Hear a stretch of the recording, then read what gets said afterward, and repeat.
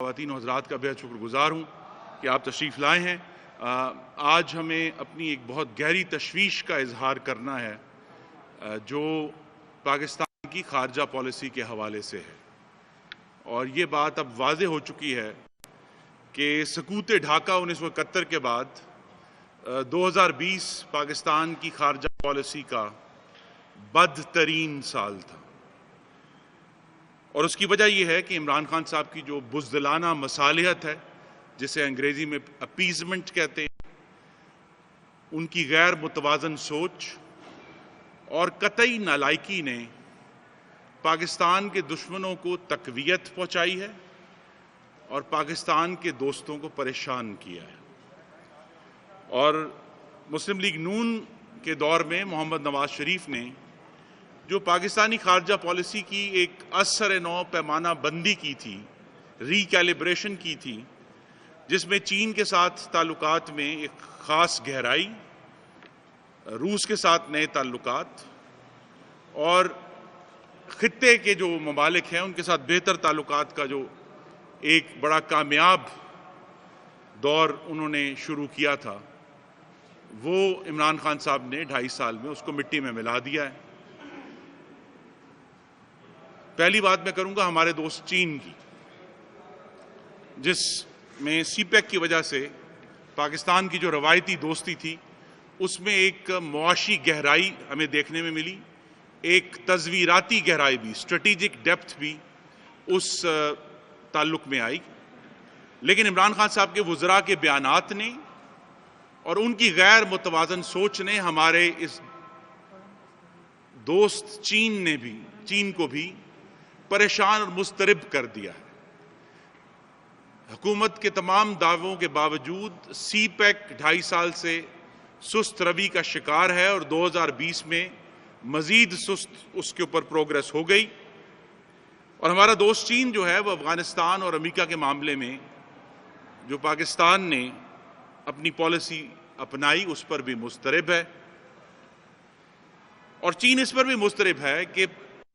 عمران خان کی حکومت نے جو خلیجی ممالک جو مسلم ہمارے دوست ہیں ان کے ساتھ جو تعلقات میں بگاڑ آیا ہے، اس کی وجہ سے پاکستان کا انحصار چین پر مزید بڑھ گیا ہے۔ عمران خان صاحب یہ بھول گئے ہیں کہ ہمارا دوست چین صرف امداد لینے کی جگہ نہیں، وہ 21ویں صدی کی ابھرتی ہوئی طاقت ہے، اور اس کے ساتھ مستقل اور فریکوینٹ کنسلٹیشن جس کو کہتے ہیں وہ ہونی چاہیے، جو کرنے میں یہ حکومت ناکام رہی ہے۔ میں آپ کو یہ بھی یاد کرا دوں کہ عمران خان صاحب نے اور ان کی حکومت نے جو آج خارجہ تعلقات میں بہت بڑی ٹریجڈی نظر آ رہی ہے، اس کا آغاز کامیڈی سے کیا تھا۔ خان صاحب کہتے رہے کہ جی افریقہ ایک ملک ہے، سکھوں کا مکہ مدینہ پاکستان میں ہے، جرمنی اور جاپان کی سرحد ملتی ہے، ہندوستان کی مبارکی خط کو وہ مذاکرات کی دعوت سمجھے، فرانسیسی سفارت خانہ سے ٹیلی فون آیا تو ہمیں کہا گیا کہ جی صدر فرانس نے ٹیلی فون فرمایا ہے۔ لیکن اس سے قطع نظر عمران خان صاحب کی جو گفتگو ہے بطور وزیر اعظم، اپوزیشن لیڈر نہیں، اس نے پاکستان کے قومی اور سلامتی مفادات کو سخت نقصان پہنچایا ہے۔ جب وہ ایران جا کر یہ فرماتے ہیں کہ I know Iran has suffered by terrorism by troops operating from Pakistan، کہ مجھے معلوم ہے کہ ایران کو پاکستان کی سرزمین سے آئے ہوئے دہشت گردوں نے نقصان پہنچایا ہے، تو یہ پاکستان کے وزیر اعظم کے کہنے کی بات نہیں ہے۔ جب وہ جا کر امریکہ میں کاؤنسل آن فارن ریلیشنز میں تشریف لے گئے اور وہ فرماتے ہیں کہ جی پاکستان آرمی اور ISI نے القاعدہ کو ٹرین کیا، جو کہ حقیقی طور پر غلط ہے، تو پاکستان کو نقصان پہنچتا ہے۔ وہ جب یہ کہتے ہیں کہ پاکستان اور افغانستان کے درمیان کوئی سرحد نہیں ہے اور ڈیورنڈ لائن انگریزوں نے کاٹ دی تھی، تو پاکستان کے خارجہ پالیسی کے مفادات کو نقصان پہنچتا ہے۔ وہ جب یہ فرماتے ہیں نیو یارک ٹائمز کو کہ یہ جو آج ہمیں ملیٹنٹس نظر آتے ہیں کہ پاکستان نے بنائے تھے، تو پاکستان کو نقصان پہنچتا ہے۔ وہ جب یہ کہتے ہیں کہ mister Modi's government might be the best possible option for settling the Kashmir conflict, کہ مسٹر مودی اگر دوبارہ منتخب ہو گئے تو وہ کشمیر کے حل میں معاون ثابت ہوں گے، پاکستان کو نقصان پہنچایا ایسی گفتگو سے۔ 2.5 سال کی جو سفارتی نالائکی ہے اور پالیسی جمود ہے انہیں تقریروں سے چھپایا نہیں جا سکتا۔ مسئلہ تقریر کا نہیں، ڈیلیوری کا ہے، جس میں عمران خان صاحب ناکام ہیں، اور اس میں سب سے چین کے بعد جو اہم ترین معاملہ ہے وہ عمران خان صاحب کی جو بھارت کی اپیزمنٹ ہے، جسے بزدلانہ مصالحت کہا جاتا ہے، وہ ہے کہ انہوں نے آتے ہی، حکومت میں آتے ہی پہلے کوشش کی، اخباروں میں چھپا کہ جی وہ گفتگو کرنا چاہتے ہیں۔ ہندوستان نے اس کوشش کو اور جس پیرائے میں وہ کی گئی اس کو کمزوری سمجھا۔ تو کرتارپور جب پاکستان نے شروع کیا، اس کا کیا جواب آیا؟ اس کا جواب بالا کوٹ سے آیا کہ 50 سال میں پہلی دفعہ ہندوستان کو یہ جرأت ہوئی کہ وہ اپنے جہاز پاکستان کی سرحد کے اوپر سے گزارے۔ پاکستان نے بڑا اس کا کریڈٹ لینے کی کوشش کی، ہم نے ابھی نندن کو آزاد کیا، لیکن ابھی نندن کو چھوڑنے کا اصل جواب ہندوستان کی طرف سے کشمیر پر تسلط قائم کرنے کی صورت میں آیا۔ آپ دیکھیے فارن پالیسی میں یہ نہیں ہو سکتا کہ آپ یک طرفہ جو ہیں کنسیشنز دیتے جائیں اور آگے سے جو ہے وہ آپ کی یک طرفہ کنسیشن جو ہے انہیں ہندوستان نے کمزوری سمجھا ہے اور وہ آپ کے اوپر چڑھ دوڑا ہے۔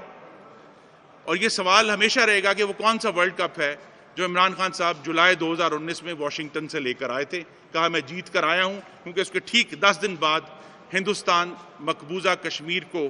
ہڑپ کر گیا۔ پاکستان کا کیا جواب رہا ہے؟ پاکستان ملی نغموں اور کاغذی نقشوں سے آگے نہیں بڑھ سکا۔ سفارتکاری ملاقات کے ذریعے ہوتی ہے، بیانوں کے ذریعے نہیں ہو سکتی، گیتوں کے ذریعے نہیں ہو سکتی۔ اور ہم نے یہ بار بار دیکھا ہے کہ کشمیر کے معاملے میں عمران خان صاحب نے، جس کو انگریزی میں کہتے ہیں آرم چیئر ڈپلومیسی، صوفہ سفارتکاری کی ہے، کہ اپنے صوفے پر بیٹھے رہے خود بھی اور ان کے وزیر خارجہ بھی، اور ان کا یہ خیال تھا کہ پوری دنیا ہمیں خود سپورٹ کرے گی۔ دنیا نے ہمیں سپورٹ نہیں کیا، بڑی محدود سپورٹ حاصل ہوئی، وہ بھی 2 سال کی کوشش کے بعد جب OIC نے اپنے اس میں اعلامیے میں اس کا ذکر کیا۔ لیکن جو بزدلانہ مصالحت ہے اس کی مثالیں بے شمار ہیں۔ یہ سوال ہے کہ جب بالا کوٹ پر ہندوستان نے حملہ کر دیا تو وہ کیا مجبوری تھی جس کے تحت پاکستان نے اقوام متحدہ کی سیکیورٹی کونسل کے لیے ہندوستان کو ووٹ دے دی؟ وہ کیا مجبوری تھی کہ سقوط کشمیر کے بعد بھی وزیر اعظم اور وزیر خارجہ بجائے پوری دنیا میں جانے کے اسلام آباد میں بیٹھے رہے؟ وہ کیا مجبوری تھی کہ دہشت گرد جاسوس کلبھوشن یادو کی سہولت کاری کے لیے ایک خفیہ آرڈیننس جاری کرنا پڑا جو کہ 45 دن عوام اور پارلیمان کی نظروں سے اوجھل رہا؟ اور نتیجہ اب یہ ہے کہ ہندوستان کی اپیزمنٹ اور کشمیر پر عمران خان کی بے سمت اور کمزور پالیسی نے بھارت کو پاکستان کے خلاف جارحانہ اقدامات کا حوصلہ دے دیا ہے۔ لائن آف کنٹرول پر مستقل جو بمباری ہے ہندوستان کی طرف سے، اس میں اضافہ ہو رہا ہے، اور اب ہم نے پہلی دفعہ سنا ہے کہ ہندوستان زور و شور سے آزاد جموں کشمیر اور گلگت بلتستان پر حملے کی دھمکی بھی دے چکا ہے۔ 8 مہینے سے پارلیمانی کشمیر کمیٹی کی کوئی میٹنگ نہیں ہوئی۔ جو انہوں نے میٹنگیں کہا کہ جی ہم کونسل بنا رہے ہیں اس میں سب کو بلائیں گے، وہ میٹنگیں نہ ہونے کے برابر ہیں، اور صرف ہم نے وزراء کی طرف سے مضحکہ خیز بیانات سنے کہ ہمارے پاس بھی 1.5 کلو کا بم ہے، 1.25 کلو کا بم ہے۔ پاکستان کی جوہری صلاحیت کو خدا کے لیے اس طرح مٹی میں مت ڈالیں، یہ بڑا سنجیدہ معاملہ ہے۔ عمران خان صاحب بھی یہ غلطی کر چکے ہیں جب انہوں نے سکھوں کے سامنے ایک سکھ اجتماع تھا لاہور میں، تو فرمایا کہ جی ہم فرسٹ یوز نہیں کریں گے، اور پھر ہم نے یہ سین دیکھا کہ انٹر سروسز پبلک ریلیشنز کو 3 گھنٹے بعد اپنے وزیر اعظم کے بیان کی تردید کرنی پڑی کہ no first use policy Pakistan کی پالیسی نہیں ہو سکتی، اور نہ ہے۔ جو اگلی تباہی جس کا ہم نے اس سال میں شاخسانہ دیکھا ہے وہ پاکستان کے جو تعلقات ہیں خلیج کے ممالک سے، جس میں سعودی عرب سر فہرست ہے، اس کی تباہی اور بیڑا غرق بہت بڑا نقصان ہوا ہے۔ اور نقصان کیا ہوا؟ ایک طرف جس طرح میں نے کہا عمران خان صاحب صوفہ سفارتکاری فرماتے ہیں، خلیجی ممالک کے معاملے میں انہوں نے میگا فون سفارتکاری فرمائی ہے کہ سفارتکاری بذریعہ انٹرویو، سفارتکاری بذریعہ ٹی وی ٹاک شو، یہ بچگانہ سفارتکاری پاکستان کا بہت نقصان ہوا کہ ایک ایسا دوست 70 سال سے پاکستان کے ساتھ کھڑا رہا، اس نے کہا کہ پاکستان سے کہا کہ جی ہم نے آپ کی جو سپورٹ کے لیے رقم دی تھی وہ واپس کریں جزوی طور پر۔ تو سعودی عرب کے ساتھ تعلقات اب وہ کہہ رہے ہیں جتنے مرضی دعوے کریں، لیکن جو میگا فون ڈپلومیسی کی ہے، صوفہ سفارتکاری، اب میگا فون سفارتکاری، اس کا پاکستان کو بے حد نقصان ہوا ہے۔ اور کوئی بھی آنے والی حکومت جو ہے اس کو بہت کام کرنا پڑے گا کہ پاکستان کے خلیجی ممالک کے ساتھ جو تعلقات ہیں ان کو بحال کیا جائے۔ اور جو ان کی نالائکی اور نااہلی ہے، اس کا میں نے ذکر کیا، اس کی سب سے بڑی مثال وہ عدم توازن ہے جو پاکستان نے بہت عرصے سے خلیج کے ممالک اور جو دوسرے مسلم ممالک ہیں ٹرکی، ایران، ملیشیا کے ساتھ مینٹین کیا ہوا تھا۔ لیکن عمران خان صاحب کی حکومت اس قابل نہیں ہے، ان میں یہ صلاحیت نہیں ہے کہ وہ یہ سفارتی توازن قائم رکھ سکتے، اور ہم نے یہ دیکھا کہ ہم نے دونوں اطراف کو ناراض کر لیا۔ سعودی عرب بھی ناراض ہے، دوسرے ممالک بھی ناراض ہیں، اور ہمیں اب سمجھ نہیں آ رہی کہ ہم پاکستان کی جو خارجہ تعلقات ہیں انہیں کیسے آگے لے کر چلیں۔ اور خواتین و حضرات، میں اس بات پر اختتام کروں گا کہ پاکستان کے خارجہ تعلقات کا جنازہ شاہراہ دستور پر پڑا ہے اور کوئی اس قابل نہیں ہے کہ اس کو کندھا دے سکے۔ اور پاکستان کی قومی سلامتی عمران خان صاحب کی حکومت میں ہر روز کمزور تر ہو رہی ہے، کیونکہ عمران خان صاحب نے ہمارے دوستوں کو مضطرب کیا ہے اور دشمنوں کو تقویت دی ہے۔ تو کیا ہمیں جب ہم تجزیہ کرتے ہیں تو ہمیں عمران خان صاحب کی فورن پالیسی کے 5 یا 6 ستون نظر آتے ہیں۔ پہلا ستون ہے امپیزمنٹ، بزدلانہ مصالحت ہندوستان کے ساتھ، جس کا پاکستان کو بے حد نقصان ہوا ہے۔ خلیجی ممالک کے ساتھ میگا فون سفارتکاری، بے حد نقصان ہوا ہے۔ کشمیر کے معاملے پر صوفہ سفارتکاری، بے حد نقصان ہوا ہے۔ عدم توازن، بے حد نقصان ہوا ہے۔ اور جس قسم کی گفتگو، دیکھیے وزیر اعظم کی گفتگو میں حقائق ہونے چاہیے، اور اگر تجزیہ ہے تو درست ہونا چاہیے۔ میں پھر پڑھ دیتا ہوں کہ عمران خان صاحب نے کیا کیا فرمایا۔ عمران خان صاحب، آپ سب لوگوں کو یہ یاد بھی ہونا چاہیے کہ جب ایران تشریف لے گئے تو انہوں نے کہا کہ مجھے معلوم ہے کہ ایران کو نقصان پہنچا ہے پاکستان کی طرف سے آنے والے دہشت گردوں کی وجہ سے۔ یہ جب وہ صدر ایران کے ساتھ کھڑے تھے۔ جب امریکہ کے دورے میں تشریف لے گئے تو کاؤنسل آن فارن ریلیشنز میں ایک طویل انٹرویو دیا، جس میں انہوں نے کہا، میں انگریزی میں پڑھ دیتا ہوں، Pakistan Army and ISI trained Al-Qaeda. There were always contacts because they trained them. یہ غلط ہے، یہ جھوٹ ہے، اور تاریخی طور پر درست نہیں ہے، کیونکہ